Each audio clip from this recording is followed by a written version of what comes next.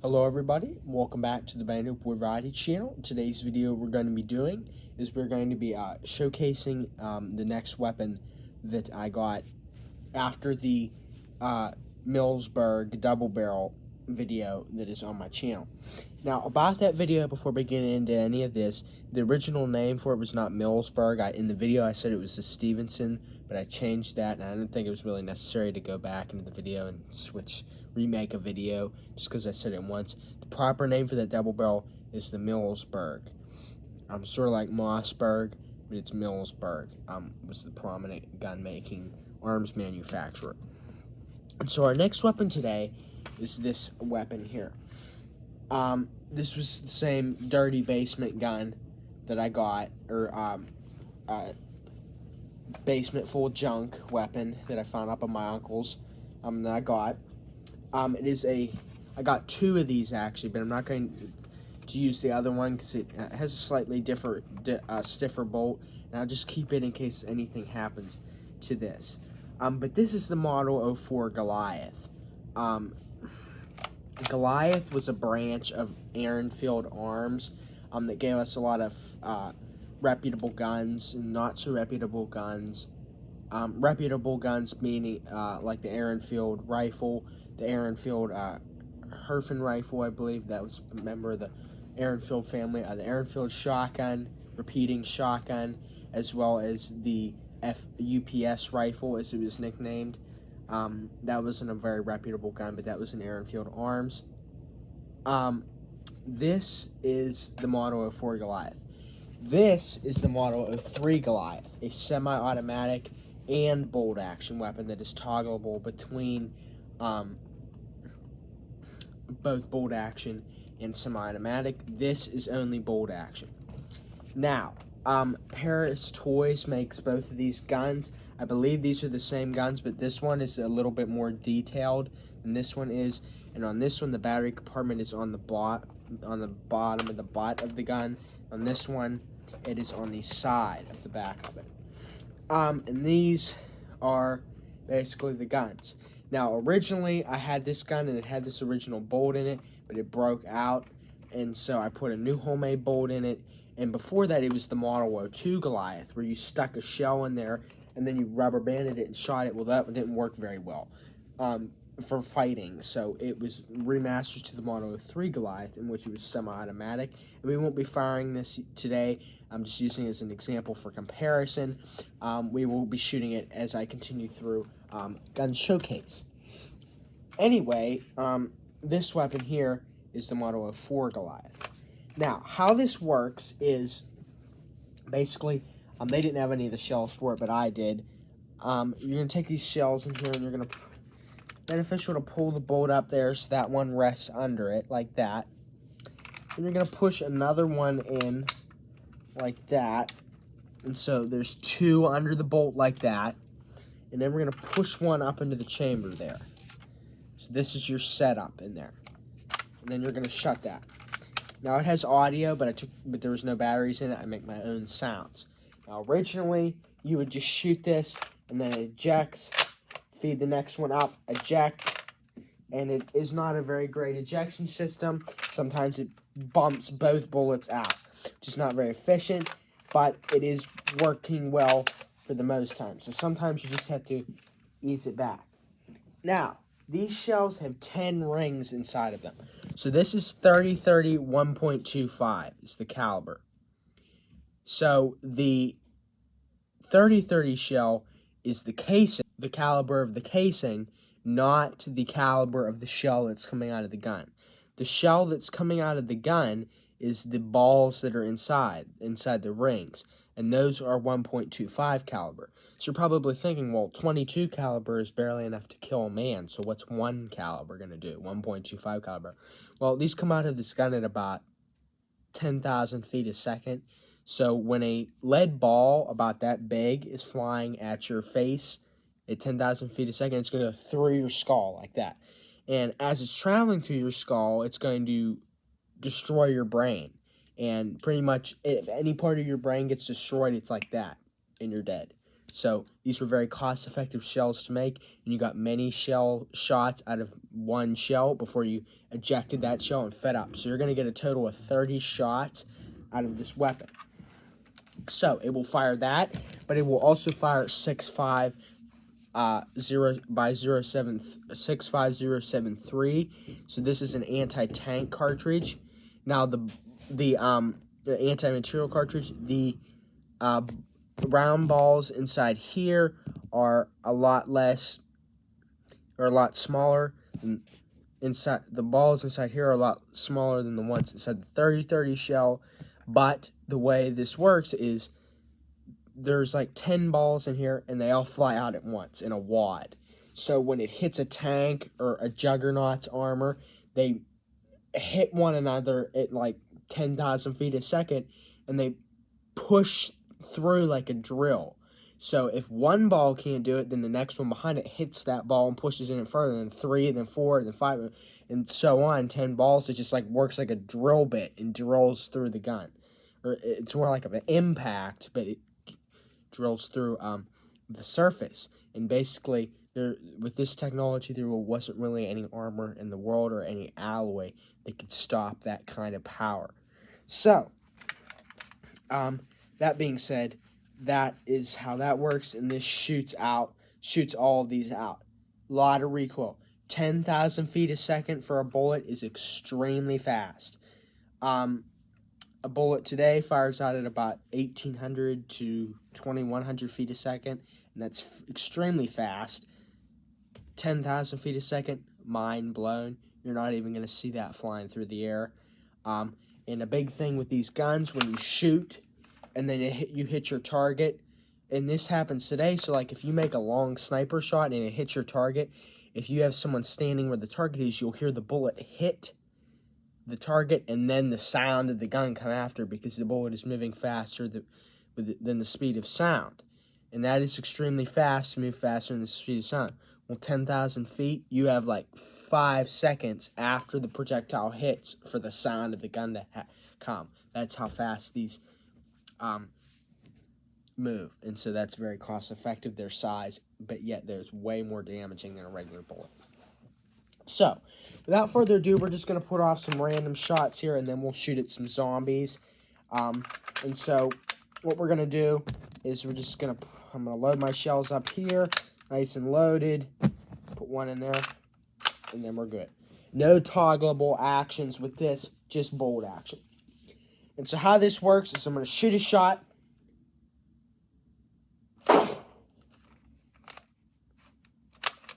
pull the bolt back slightly, not the whole way, because that'll eject the shell. Pull it back slightly, that's going to bump the firing pin to the next ring.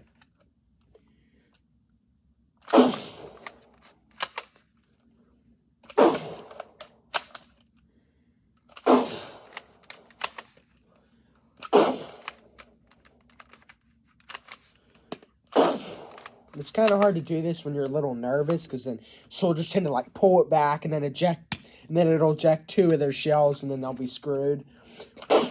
So it does take a little bit of practice.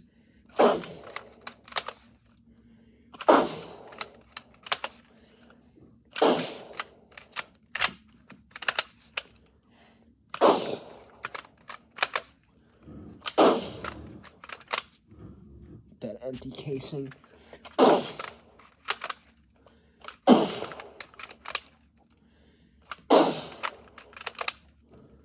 And then I lost count. So you get the gist of that there.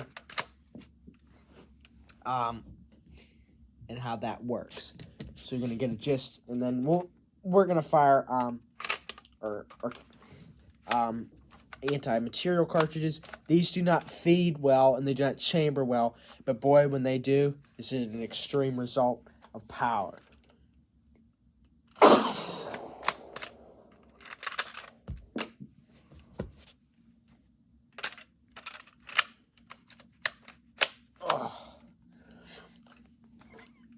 Let me get another one.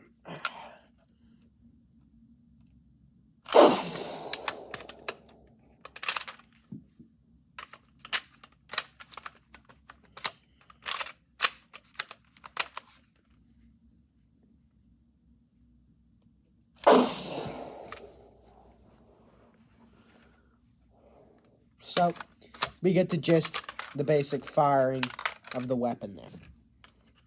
So, now what we're going to do is we're going to load up the basic ring shells, and we're going to fire at some zombies, which are just milling around in the field down there. So, just to take a break from shooting, it's enemies that can shoot back and can be a little more aggressive. Now, when I shoot at these zombies, they're all going to hear the shot, and they're all going to start moving this way. But they are quite a ways out, so we shouldn't have any issues with like being overrun by corpses or anything. I know we would like to see me get overrun by corpses, but it's not going to be very fun for me. So we're going to finish off the living dead before they breach our position. So without further ado here, I'm going to be standing up. It's going to be a long shot, as there's a little bit out there and I don't have much for sights. So without further ado, I'm going to pick the one, that one with the white cloth on its head. A lot of these zombies are dressed as the enemies that we see Karkity fight in Arena.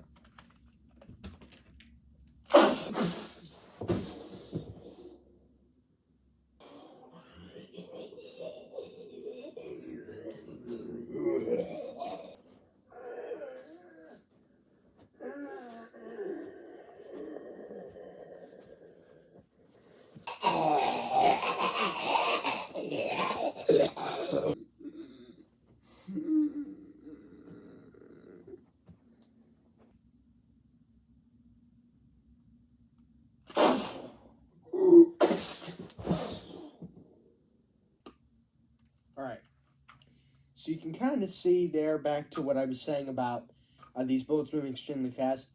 Those zombies are about 200 yards out, and you can still, the bullet comes and then you hear the sound coming after it because it's moving that fast. It's breaking the sound barrier at 200 yards. Now, meanwhile, in a regular bullet that's moving extremely, it's about its normal speed, at about its normal speed, that would take about 1,000 or probably over that to get that effect. So it just goes to show you that even at short distances, this bullet moves so fast that the sound is like trying to catch up to it. So you can kind of get a scale of the speed of these bullets. And anyway, though, we can see that. But anyway, they're advancing on our position. So what I'm going to do is obviously continue here. So we have one hunched over there. Might be a little bit harder to hit, so we're going to take him out first.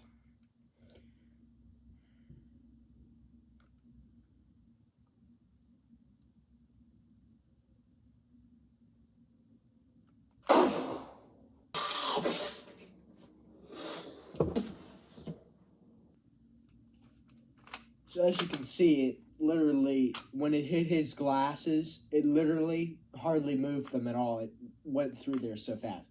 These are very, very difficult shots that I'm making, and it's because seasoned shooter. So these are not beginner shots that I'm making at these distances, but they have gained a lot of ground. There is only a couple left, so I don't think we have to worry about being overrun.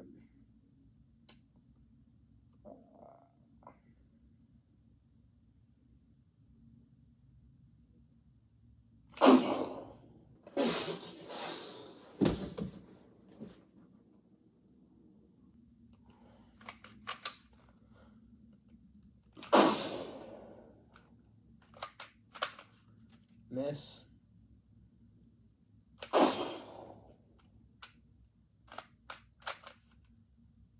These are tough shots.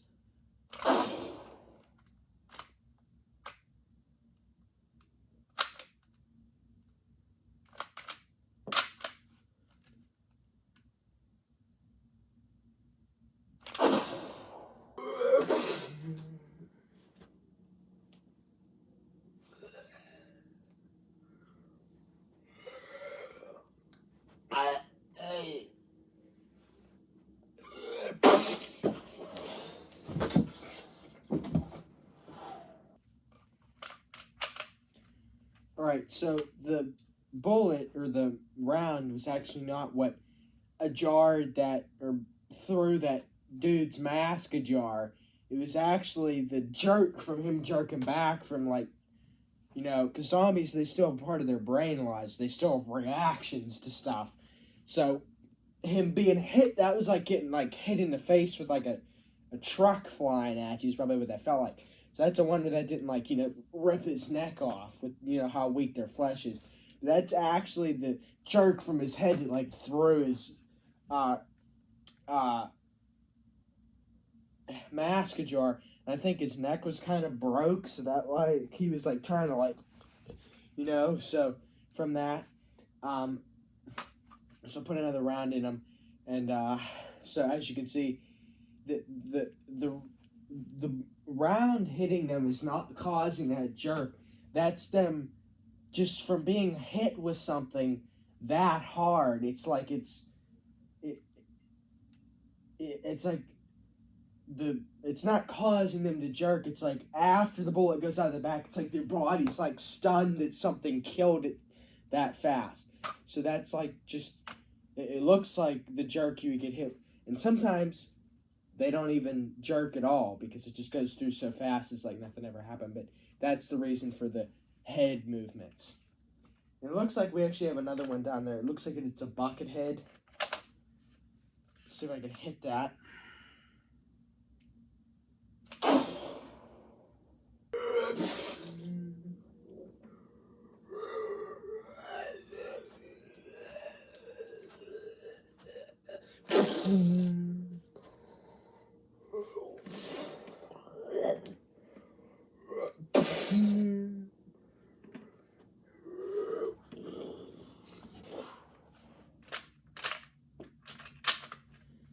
Yeah, see, bucket helmets, they're designed to resist these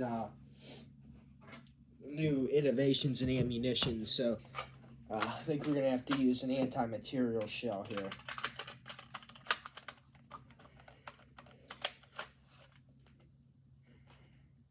It looks like we have another one coming. He's got like some sort of target on his head or something. It's a shield, it looks like, duct taped to his head. That's a weird looking one. Looks like I think we're gonna have to use an anti-material on that one too.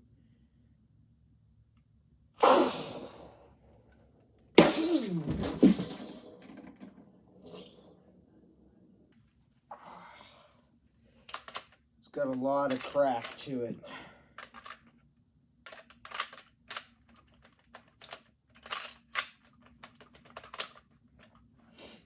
All right, now for our friend Mr. Shield Boy.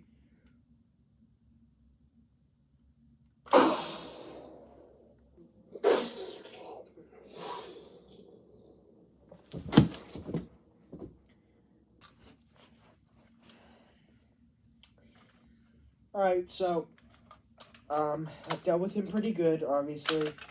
Not the toughest zombies that you can deal with. There's ones with power cores even, where you have to take the power cores out before you can then take the shield out and then kill the zombie. And you have to use multiple anti-material shells because those shells won't do anything. We're not going to fight any of them today because this video's been a lot of editing so far, and you're probably bored with this already. And if you're not, well, there'll be more stuff to come. But anyway, guys, that's me for today's video. So please like, subscribe. So it helps out the Band of War Variety channel. And that is going to be the model of for Goliath. Please stay tuned for more videos to come. There will be more videos coming out tomorrow. More gun showcase and things. And then after that, I'll think about gearing up for some things that are different for the channel. But like I said, anyway, guys, it's going to be it for today's video.